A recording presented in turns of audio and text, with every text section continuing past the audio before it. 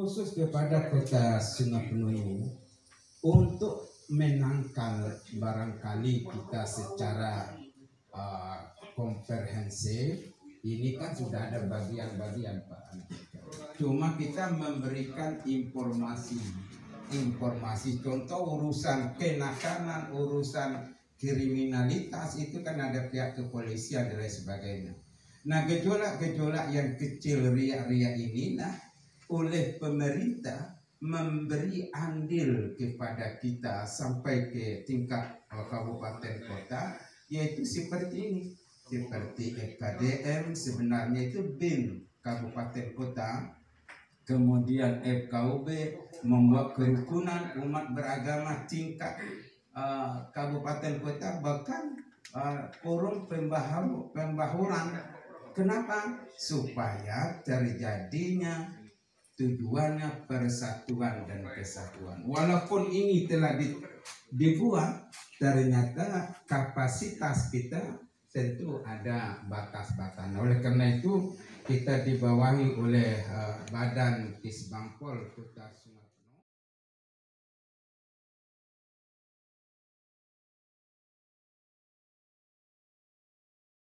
Mintakan sambutan dari Bapak Ketua Forum Pembaruan Kebangsaan, yaitu Bapak Hamdan Manan. Pada beliau dipersilakan.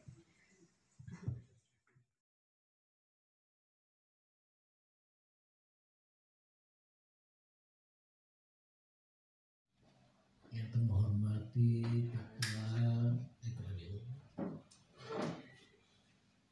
dan seluruh kita yang hadir. Pada hari ini kita merupakan pertemuan yang kedua kali dengan artinya kepala surat yang baru. Kami dipercayakan untuk mengkoordinir bidang FPK, pembaruan kebangsaan. Menurut pendapat kami, pembaruan kebangsaan bukan hanya kita melihat suku, tapi kita harus melihat gerakan-gerakan yang beri pantulan menimbulkan gerakan di luar, pantulannya.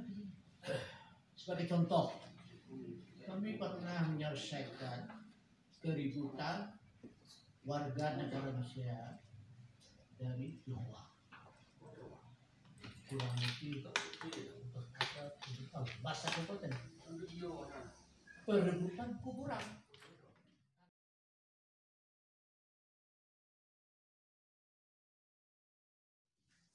Itu mungkin kita ini simpulkan bahwa kita ini berfungsi sebagai radiator itu pendingin, yang hangat jadi dingin.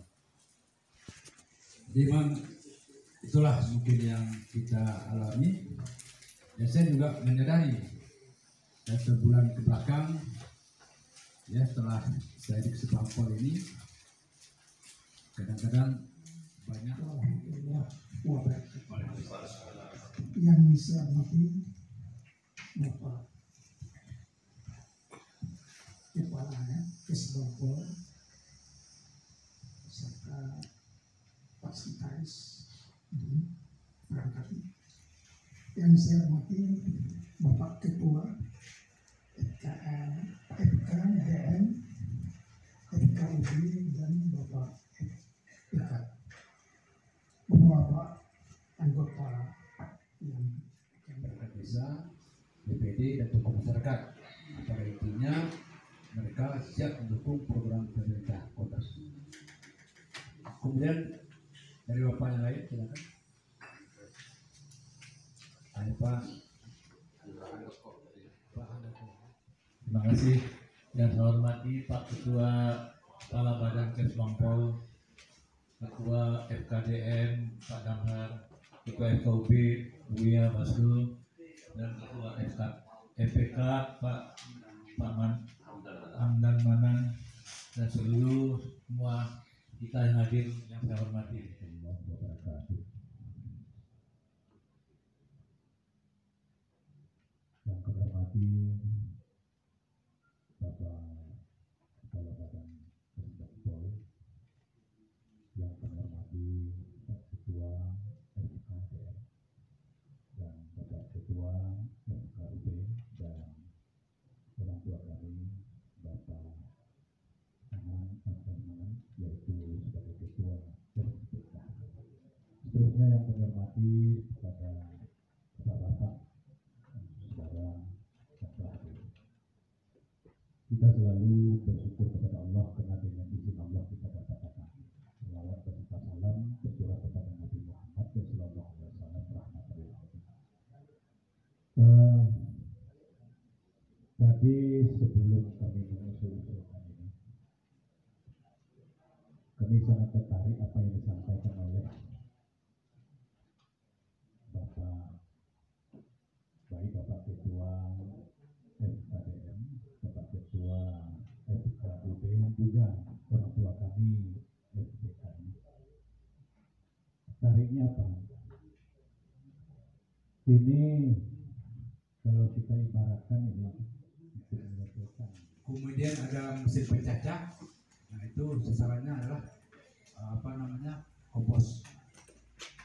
Nah kemudian kita juga sediakan insinerator ya. Nah, dia ada 3. Sekarang ini yang sudah sampai ke lokasi baru, kalau saya tidak salah, baru 1, yaitu insinerator. Jadi masing-masing TPS 3R ini kita lengkapi sarana yang 3 ini. Nah kemudian kami sudah memberikan masukan kepada Bapak Wali Kota bahwa permasalahan sampahnya harus semuanya lintas sektoral, mengeroyok. Ada perindakopnya, ada kooperasinya, ada di peternakan pertanian. Dan malah saya menyarankan di lokasi TPS 3R itu hendaknya bisa dijadikan tempat wisata, dibikin penghijauan, dibikin saung-saung yang mungkin selama ini anggapan masyarakat sampah itulah bau, kemudian kotor. Nah kita merubah mindset supaya menjadi daerah tujuan wisata lokal maupun dari berbagai daerah lainnya. Sudah kita berikan masukan ke beliau. Mungkin ke depan kita berharap TPS 3R ini tidak menjadi polemik persampahan di kota Sungai Penuh. Gitu. Kemudian saya juga tertarik yang disampaikan oleh Buya tadi. Jadi kita menyelesaikan permasalahan itu melalui pemikiran-pemikiran, tidak mutlak kita harus memakai otot. Nah, mungkin di forum ini lah kita membahas, mengeluarkan pendapat maupun saran-saran di Bapak sekalian. Kemudian satu lagi mungkin saya menyampaikan bahwa tahun 2023 ini target pemerintah Kota Sungai Penuh itu bahwa setiap desa itu ada TPS 3R-nya dia. Semua desa ada TPS 3R-nya. Di samping nanti ada skala kecamatan, skala wilayah. Umpamanya adalah pertanian, hasil olahannya akan berupa kompos. Kemudian di wilayah peternakan, hasil olahannya akan keluar maggot itu yang digunakan untuk pakan sapi. Nah, kemudian terakhir saya juga menyampaikan kepada Pak Wali Kota, Pak Wakil Wali Kota Pak Sedang, bagaimana caranya kita meramu semua SKPD ini bisa menjadikan bahwa sampah itu adalah suatu kebutuhan. Nah kalau sampah ini sudah menjadi kebutuhan, umpamanya sudah ada industri rumahan yang memproduksi yang saya sampaikan tadi seperti alat peraga, bisa menghasilkan mainan, itu sudah menambah nilai ekonomi di tengah masyarakat. Nah tentunya sampah ini akan menjadi bahan kebutuhan pokok ya, menjadi industri rumahan. Mungkin demikian untuk tambahan saya. Mungkin saya minta Pak Damhar memberikan semacam pencerahan kepada kita semua. Demikian, silakan Pak. Buya pula yang jawab. Kalau saya jawab salah. Jadi kemungkinan besar kita bicara DPR tidak bisa 25 lagi. Turun 20. Saya menanyakan kepada Kadis Dukcapil, beliau apakah bisa kita buat kayak manual dulu, bikin 110 ribu jiwa. Sekarang udah online. Saya pernah kalau di pasar juga saya pilih aturan tunjukkan bagaimana cara untuk menambah itu. Karena sekarang sistem online tidak bisa. Jadi kemungkinan besar jumlah anggota DPR kita nanti jadi 20.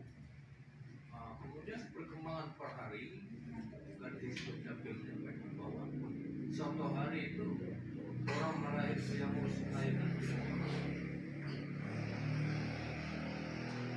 orang yang ngurus pindah itu 5 orang, orang yang meninggal itu 5 orang, pindah keluar, yang meninggal 5 orang, yang keluar 5 orang karena mereka nikah sekarang kan harus urus. Ya Pak, ini beliau nih mantan di sana. Anamo itu malam hari Pak. Kalau siang hari itu sudah bisa 110 ribu. Karena transit. Ada keluarga kita dari pesisir, dari Payang, dari Kambang, datang sini Pak. Makanya supir-supir itu. Kemudian dari Kayaro, dari Bangko, kemudian dari imigrasi ngurus. Tapi itu tuh yang kami lihat. Kemudian untuk pemekaran Pak Andoko menyampaikan itu bisa saja. Cuma kalau untuk kita tarik beberapa buah jembatan yang dari video atau dari sini laut itu sama kita membuat kota baru anggarannya sama tetap dibahas ke DPR pusat juga.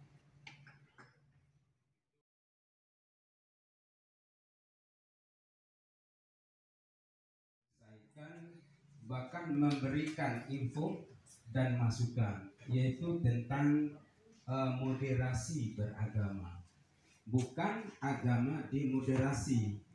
Ini terjadi karena melihat tadi gejolak-gejolak dari masing-masing agama, kebetulan dari berbagai suku di Indonesia, maka pemerintah bekerja sama dengan Menteri Agama, Menteri Dalam Negeri, dan juga dari menteri lain yang berkaitan, tim Pakem, itu membuat istilahnya moderasi yang dipelopori oleh pihak kepolisian. Jadi disosialisasi. Nah di sini berikut ada pasal-pasal pidananya. Nah, seperti contoh tadi.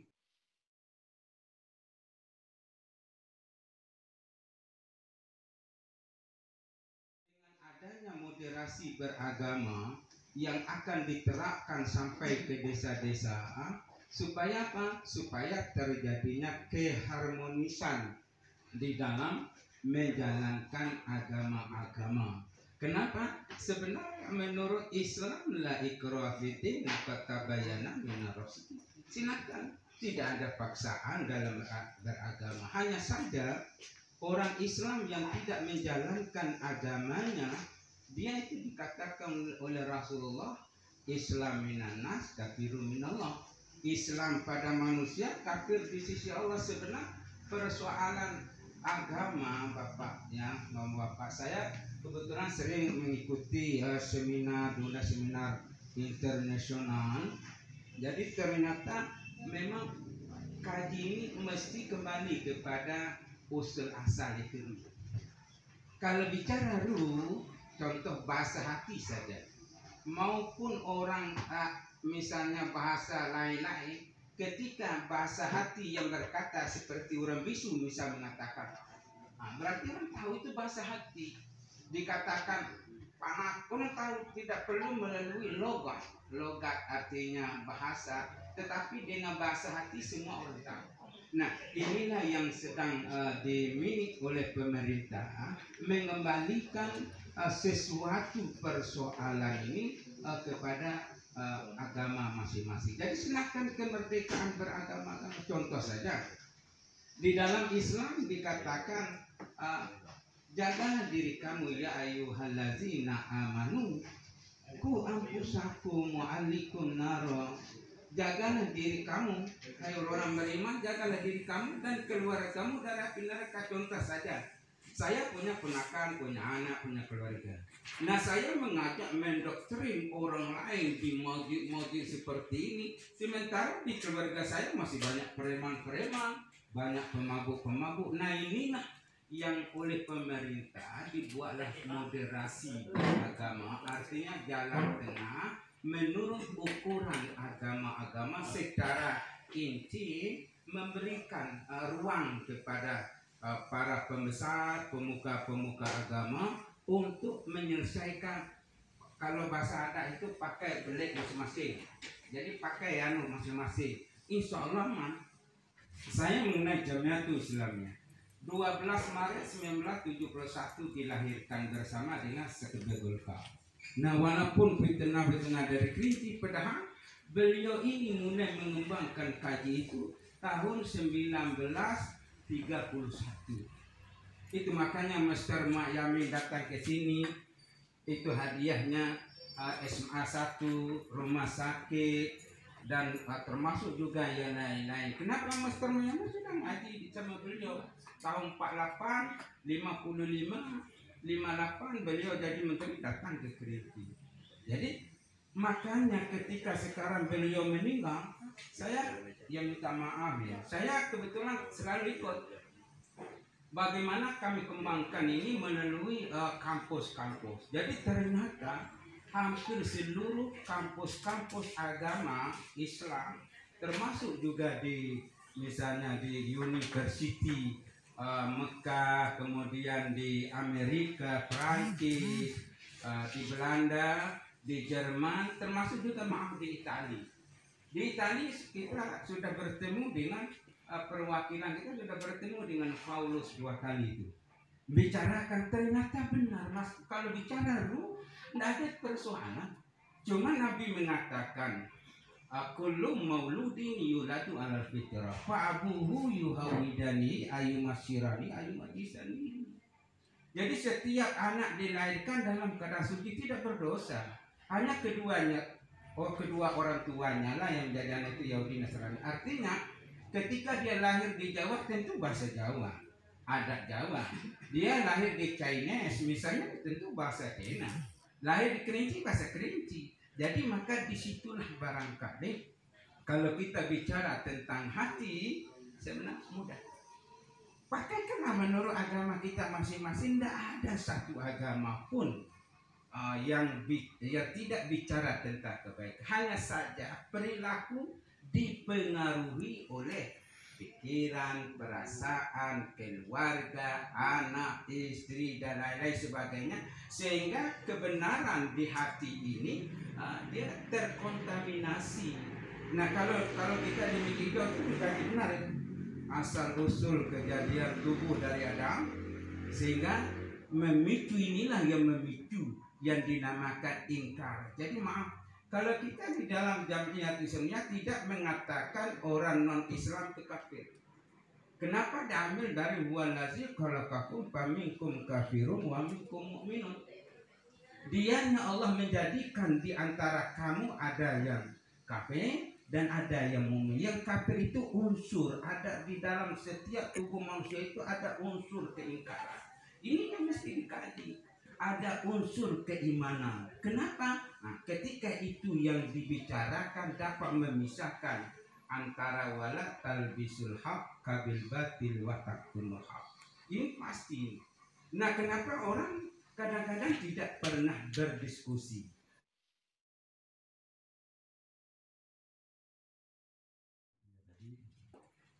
Mudah-mudahan menambah bahasa kita. Berikutnya kita minta pencerahan ataupun sambutan dari Bapak Alhamdulillah, yang saya hormati sepuh-sepuh yang berada di depan, dan juga tokoh-tokoh yang tidak bisa saya sebutkan nama satu persatu. Kecil tidak sebutkan nama, gedang tidak sebutkan gelar. Mohon izin pada senior Pak Kaban, kebetulan kami ketunggal, itu sangat penting kan. Ketunggal kemarin itu pemantauan orang asing se-Provinsi Jambi, seluruh intel ada dan pemindah ada. Jadi di situ juga disebut dalam huruf ini kedamaian antara umat beragama. Ini yang penting. Kita senggol masalah Pancasila. Sila pertama, ketuhanan yang Maha Esa.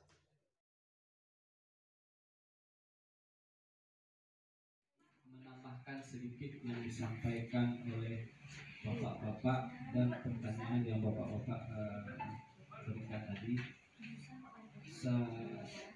Setelah 3 bulan perjalanan kami untuk mengikuti konflik persamaan, yang pertama ada beberapa hal yang dapat disampaikan oleh pemerintah kepastian penuh, yaitu terkait penanganan sampah di Sungai Ning.